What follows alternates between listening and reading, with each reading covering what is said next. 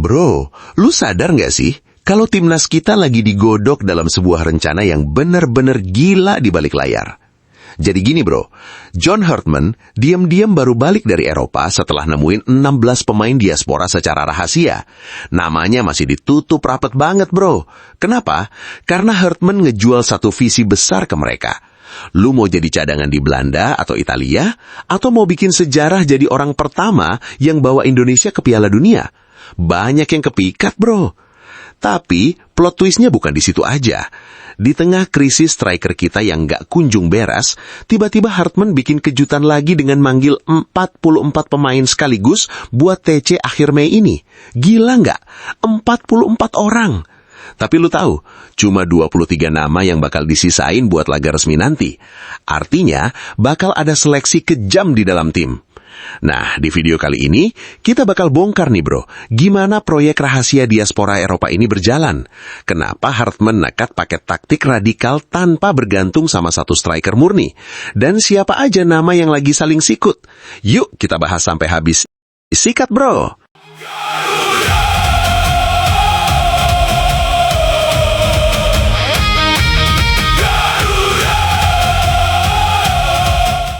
Oke, sekarang kita langsung masuk ke bahasan pertama, yaitu soal diplomasi senyap yang lagi dijalanin sama John Hartman di daratan Eropa. Ini benar-benar gokil sih bro. Langkah ini ngebuktiin kalau Hartman nggak mau setengah-setengah buat ngebangun fondasi timnas Indonesia di masa depan. Bayangin aja, dia ngaku udah ketemu dan ngobrol langsung sama lebih dari 16 pemain diaspora di sana. Dan proses ini, kata dia, masih terus berjalan alias belum selesai. Pas ditanya sama media siapa aja namanya, Hartman pinter banget. Dia masih main rahasia-rahasiaan dan emang belum mau ngebocorin nama-nama itu ke publik. Mungkin biar gak bikin gaduh atau demi ngejaga privasi proses negosiasinya ya. Tapi yang paling menarik buat kita ulik itu adalah isi pembicaraannya bro. Hartman ini punya skill komunikasi yang kelas atas. Dia gak ngerayu para pemain muda di Eropa itu pakai iming-iming uang atau fasilitas mewah. Pendekatan dia itu benar-benar nyentuh ego dan idealisme seorang pesepak bola. Dia cuma nanya hal simple tapi dalam banget. Kalau lu milih bela negara kayak Belanda atau Italia, mereka itu udah sering banget ke Piala Dunia. Lu cuma bakal jadi bagian dari sejarah yang udah ada. Tapi kalau lu milih Indonesia, lu bakal jadi generasi pertama yang lolosin negara ini ke Piala Dunia. Lu bakal jadi pahlawan selamanya.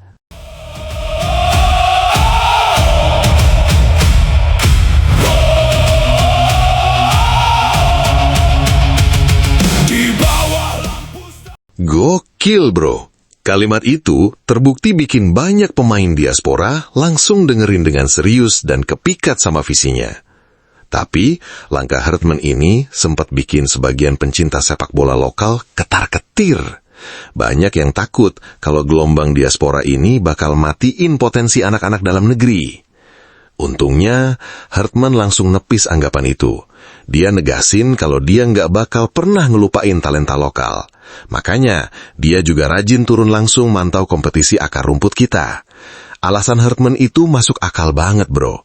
Menurut dia, pemain bintang kelas dunia kayak Erling Haaland sekalipun gak bakal bisa muncul kalau gak ada proses pembinaan lokal yang panjang dan benar. Jadi, sistem pencarian bakat Hartman ini jalannya dua arah. Atas disikat, bawah juga dirangkul.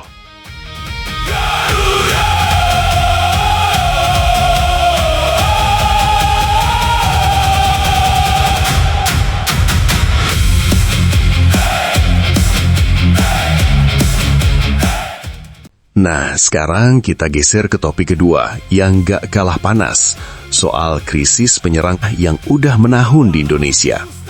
Kita semua tahulah ya, nyari striker murni lokal yang punya insting membunuh di depan gawang itu susahnya kayak nyari jarum dalam jerami. Tapi, disinilah letak jenius atau nekatnya seorang John Hartman. Daripada dia pusing 7 keliling nungguin keajaiban munculnya striker luar biasa, Hartman milih buat muter otak dan nyiapin sebuah taktik yang radikal banget. Dia mutusin buat gak mau bergantung lagi sama yang namanya sosok penyerang murni. Terus, gimana cara tim kita nyetak gol? Nah, rencana dia adalah ngelatih dan ngedrill seluruh pemain di tim ini. dari posisi manapun supaya punya naluri mencetak gol yang sama tajamnya. Jadi dalam sistem barunya nanti, setiap posisi punya tanggung jawab buat ngeeksekusi peluang. Kalau taktik ini jalan, kita bakal lihat permainan timnas yang cair banget bro. Lu jangan heran kalau nanti lihat bek tengah kita tiba-tiba overlap maju ke depan saat open play, gelandang jangkar merangsek masuk ke kotak penalti, atau para penyerang sayap yang gantian nusuk ke ruang kosong buat jadi target man. Hartman pengen kolektivitas tim kita itu benar-benar cair dan mematikan. Skema kolektif tanpa striker tunggal yang dominan ini tampaknya bakal langsung dia uji coba dalam waktu dekat. Strategi ini jelas jadi perjudian besar, tapi kalau berhasil, timnas Indonesia bakal jadi tim yang paling sulit ditebak cara mainnya di Asia. Kita lihat aja nanti gimana racikan ini bakal bekerja di lapangan. Jika kami jatuh, kami bangkit. Jika dihina, kami buktikan. Karena Garuda tak dilahirkan. Oke, buat ngejalani semua rencana besar tadi, kita masuk ke babak paling krusial, yaitu perang internal memperebutkan posisi. Menjelang 2 laga internasional penting berlabel FIFA Matchday di bulan Juni nanti, di mana kita bakal menantang Oman tanggal 5 Juni dan Mozambik tanggal 9 Juni di Stadion Utama Gelora Bung Karno, Hartman langsung bikin gebrakan ekstrim. Dia manggil 44 pemain sekaligus buat ikutan pemusatan latihan atau TC yang udah dimulai dari tanggal 26 Mei ini bro. Manggil 44 pemain itu benar-benar jumlah yang gemuk banget buat skala timnas. Tapi langkah ini jadi sinyal kuat kalau Hartman pengen ngelihat semua opsi yang ada dan gak mau milih pemain cuma berdasarkan nama besar doang. Persaingan di dalam tim benar-benar dibuka lebar dari hari pertama latihan. Ditambah lagi, kita dipastikan kehilangan 2 jenderal utama, yaitu Tom Hai dan Shane Petinama. Mereka berdua terpaksa absen di FIFA Matchday kali ini karena masih harus ngejalanin sanksi larangan tanding dari FIFA. Nah, absennya 2 pilar penting ini otomatis bikin peta persaingan di lini tengah dan belakang makin membara. Ini jadi kesempatan emas buat para pemain muda, pemain lokal, atau nama-nama baru buat unjuk gigi dan bilang ke Hartman, "Coach, gua siap gantiin peran mereka." Tapi ingat bro, seleksi ini bakal berjalan sangat kejam. Dari 44 nama sementara yang dipanggil ini, Hartman cuma bakal milih 23 pemain aja buat skuad final. Artinya apa? Artinya bakal ada 21 pemain yang harus kesenggol, angkat koper, dan dicoret duluan selama masa latihan sebelum pertandingan di bulan Juli dimulai. Benar-benar ujian mental dan fisik yang berat banget. Nah, dengan komposisi sebanyak ini dan persaingan segila ini, menurut analisis lu, siapa aja 23 pemain yang kira-kira bakal lolos dari lubang jarum seleksi John Hartman? Dan siapa nama besar yang menurut lu malah bakal kena coret duluan? Coba lu tulis opini dan prediksi tajam lu di kolom komentar di bawah. Jangan lupa juga buat like, share video ini ke teman-teman tongkrongan lu, dan pastinya subscribe biar kita bisa terus pantau perkembangan taktik timnas Garuda kita. Sampai jumpa di pembahasan investigasi seru berikutnya bro.